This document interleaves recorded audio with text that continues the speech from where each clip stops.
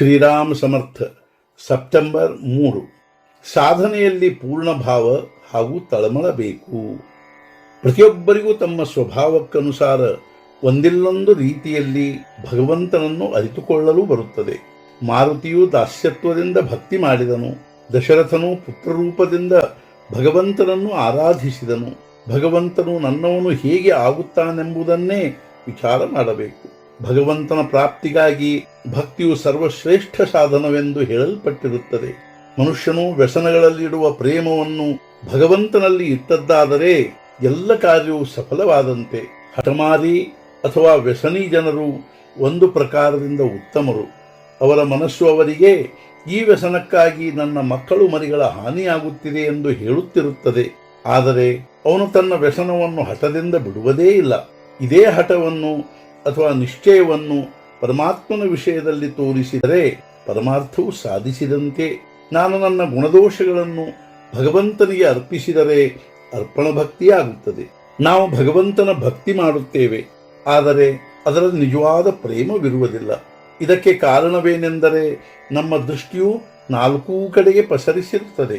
ಮೊದಲು ಅದನ್ನು ಏಕಾಗ್ರಗೊಳಿಸಬೇಕು. ಸ್ವಲ್ಪೇ ಮಾಡಬೇಕು, ಆದರೆ ಏಕಾಗ್ರತೆಯಿಂದ ಮಾಡಬೇಕು.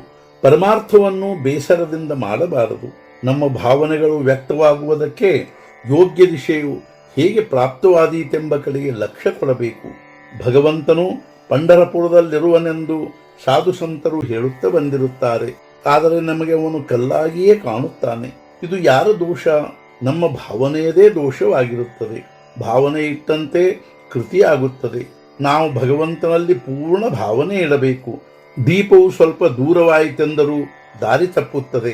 ಆದ್ದರಿಂದ ಯಾವಾಗಲೂ ಭಗವಂತನ ಕಡೆಗೆ ದೃಷ್ಟಿಯನ್ನಿಟ್ಟುಕೊಂಡು ವ್ಯವಹರಿಸಬೇಕು. ಸಾಧನೆಗೆ ಯಾವಾಗಲೂ ಅತ್ಯಂತ ಮಹತ್ವ ಕೊಡಬೇಕು.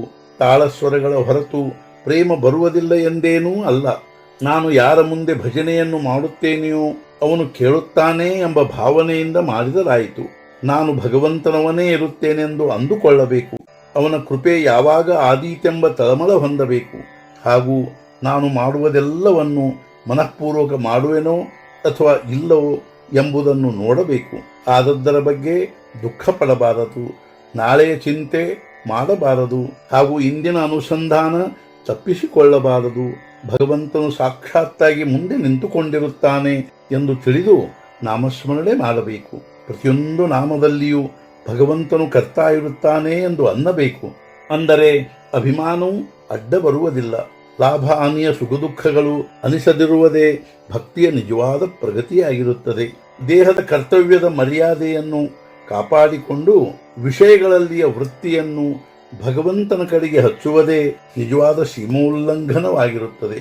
ಯಾರು ಅತ್ಯಂತ ಸ್ವಾರ್ಥಿ ಹಾಗೂ ಸಂಕುಚಿತನಾಗಿರ್ತಾನೋ, ಅದರಂತೆ ಯಾರು ಜಗತ್ತೆಲ್ಲೂ ನನ್ನ ಸುಖಕ್ಕಾಗಿಯೇ ಇರುತ್ತದೆ ಎಂಬ ಬುದ್ಧಿಯುಳ್ಳವನಿರುತ್ತಾನೋ ಆ ಮನುಷ್ಯನು ಅಭಿಮಾನಿ ಎಂದು ತಿಳಿಯಬೇಕು.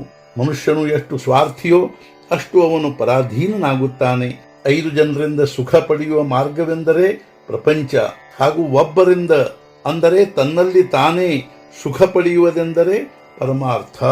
ಇಂದಿನ ಮುಖ್ಯ ವಿಚಾರ ಭಗವಂತನು ಇರುತ್ತಾನೆಂಬ ಭಾವನೆಯಿಂದ ಸಾಧನೆ ಪ್ರಾರಂಭಿಸಬೇಕು.